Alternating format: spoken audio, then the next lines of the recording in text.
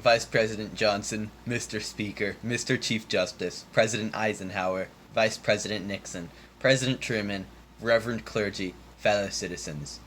We observe today not a victory of party, but a celebration of freedom, symbolizing an end as well as a beginning, signifying renewal as well as change. For I have sworn before you and Almighty God the same solemn oath our forebears prescribed nearly a century and 3/4 ago. The world is very different now. For man holds in his mortal hands the power to abolish all forms of human poverty and all forms of human life. And yet the same revolutionary beliefs for which our forebears fought are still at issue around the globe. The belief that the rights of man come not from the generosity of the state, but from the hand of God. We dare not forget today that we are the heirs of that first revolution.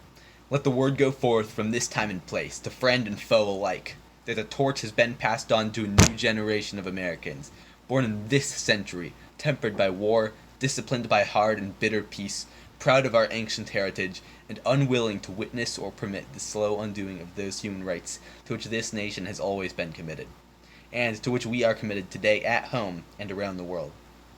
Let every nation know, whether it wishes us well or ill, that we shall pay any price, bear any burden, meet any hardship, support any friend, oppose any foe, to assure the survival and the success of liberty. This much we pledge, and more. To those old allies whose cultural and spiritual origins we share, we pledge the loyalty of faithful friends. United, there is little we cannot do in a host of cooperative ventures. Divided, there is little we can do, for we dare not meet a powerful challenge at odds and split asunder. To those new states whom we welcome to the ranks of the free, we pledge our word that one form of colonial power shall not have passed away merely to be replaced by a far more iron tyranny. We shall not always expect to find them supporting our view, but we shall always hope to find them strongly supporting their own freedom. And to remember that, in the past, those who foolishly sought power by riding the back of the tiger ended up inside. To those people in the huts and villages of half the globe, struggling to break the bonds of mass misery, we pledge our best efforts to help them help themselves, for whatever period is required.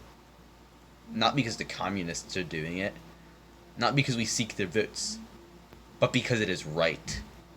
If a free society cannot help the many who are poor, it cannot save the few who are rich.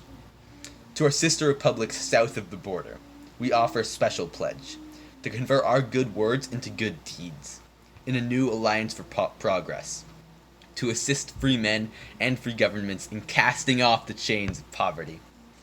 But this peaceful revolution of hope cannot become the prey of hostile powers. Let all our neighbors know that we shall join them to oppose aggression or subversion anywhere in the Americas. And let every other power know that this hemisphere intends to remain the master of its own house. That World Assembly of Sovereign States, the United Nations, our last best hope in an age where the instruments of war have far outpaced the instruments of peace, we renew our pledge of support, to prevent it from becoming merely a forum for invective, to strengthen its shield against the new and weak, and to enlarge the area in which its writ may run.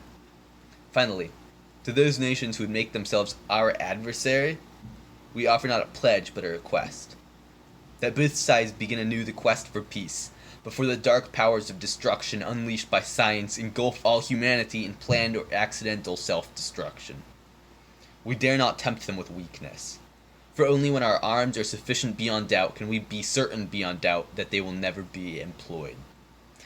But neither can two great and powerful groups of nations take comfort from our present course.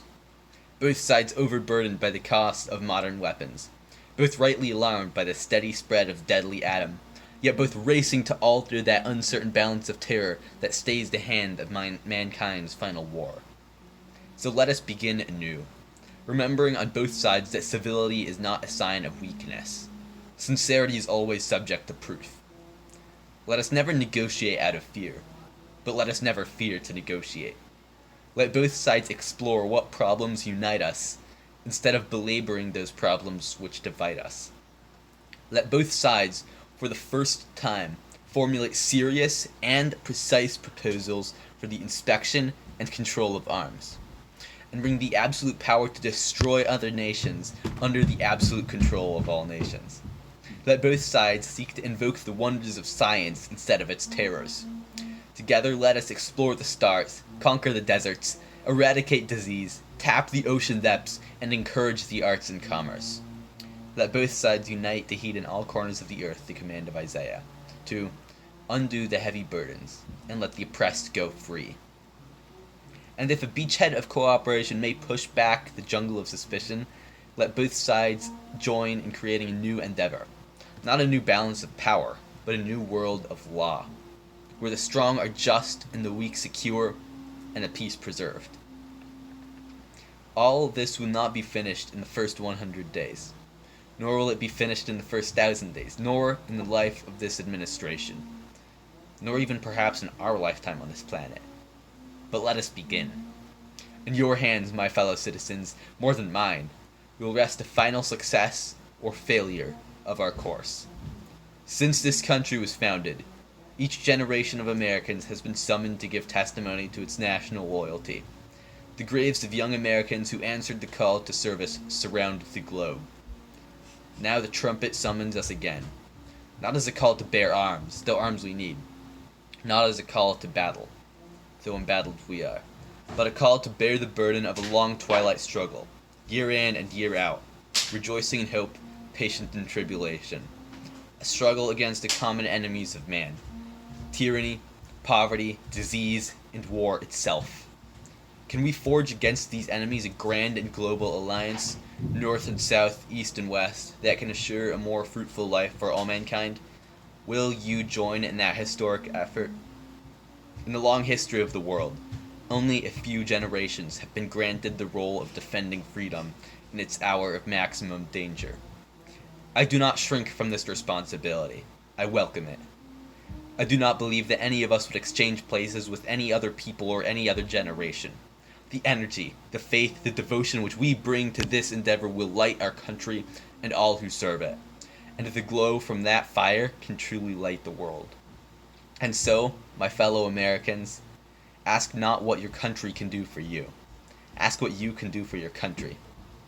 My fellow citizens of the world, ask not what America will do for you, but what together we can do for the freedom of man.